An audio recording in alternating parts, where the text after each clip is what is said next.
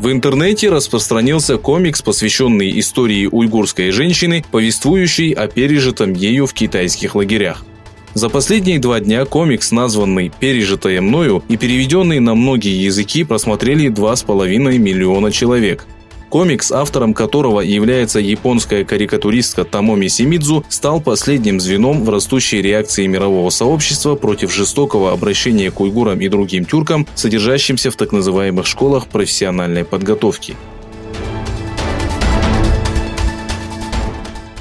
Секретные документы, опубликованные Международным консорциумом журналистов-исследователей, указывают на то, что китайские власти содержат в лагерях под строгим наблюдением миллионы уйгуров и подвергают их промыванию мозгов.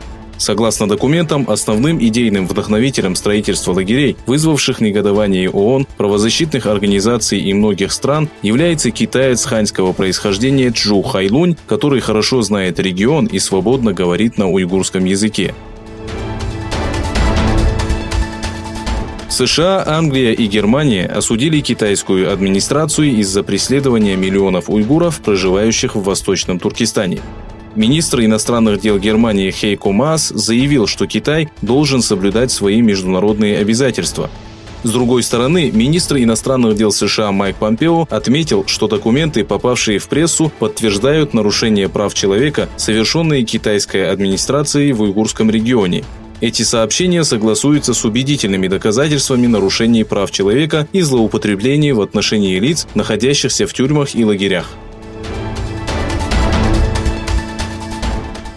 Министерство торговли Китая сообщило, что во вторник утром между вице-премьером Китая Лю Хе и торговым представителем США Робертом Лайтайзером и министром финансов Стивеном Начином состоялся телефонный разговор. Дипломаты договорились о том, что соответствующие вопросы должны решаться надлежащим образом и что переговоры по остальным вопросам первой фазы торгового соглашения должны продолжиться. В англоязычном издании China Daily была издана статья, в которой пишется, что победа оппозиции не принесет стабильности, а наоборот станет причиной того, что Гонконг потеряет статус международного финансового и логистического центра.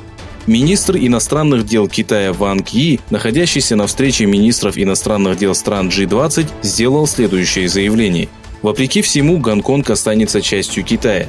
По данным Бюро регистрации выборов Гонконга, сторонники демократии одержали победу в 17 из 18 избирательных участков.